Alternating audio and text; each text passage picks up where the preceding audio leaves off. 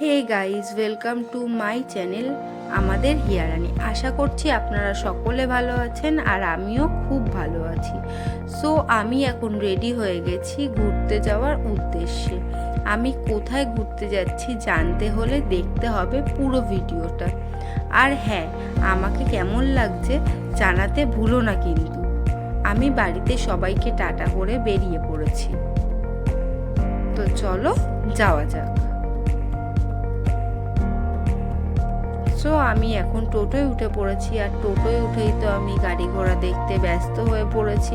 উল্টো দিক থেকে মাম্মা অনেক করে ডাকছিল, তাই একটু মাম্মার দিকে তাকালাম আর কি।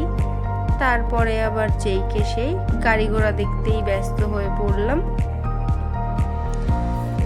তো গাড়ি ঘোড়া দেখতে দেখতে আমি পৌঁছে গেলাম সিরাজ পার্কে।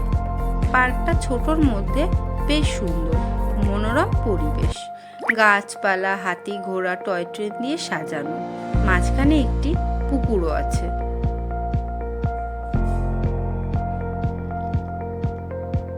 তো আমি পাপার কোলে কোলে চারদিকটা বেশ ঘুরে ঘুরেই দেখছিলাম, বেশ ভালোই লাগছিল।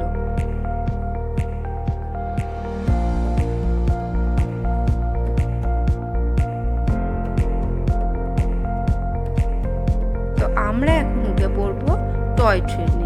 এটা দার্জিলিংয়ের টয় ট্রেন না, এটা আমাদের সিরাজের টয় ট্রেন। আর হ্যাঁ, টয় ট্রেনে ওঠার আগে আপনাদের কিন্তু অবশ্যই টিকিট কেটে নিতে হবে। টিকিটের মূল্য মাত্র 20 টাকা। এবার আমরা টয় ট্রেনে উঠে পড়েছি, ওয়েট করছি ট্রেনটা কখন ছাড়বে।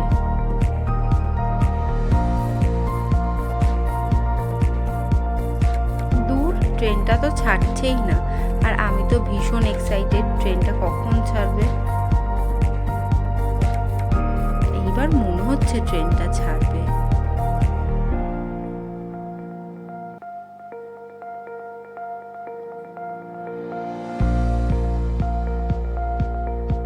দূর, ট্রেনটা তো ছাড়ছেই না, কতক্ষণ ধরে ওয়েট করছি।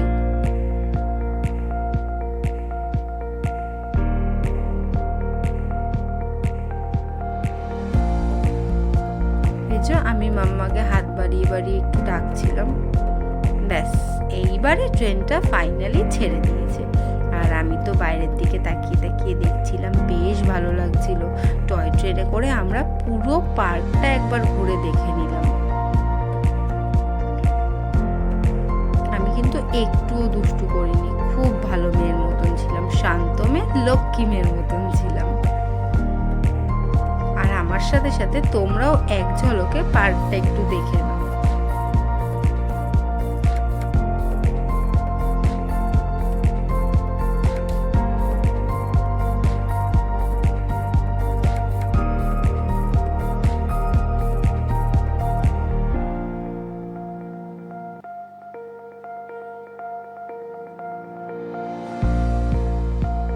বেশ সুন্দর সুন্দর ফুলও আছে কিন্তু পার্কটার ভিতরে।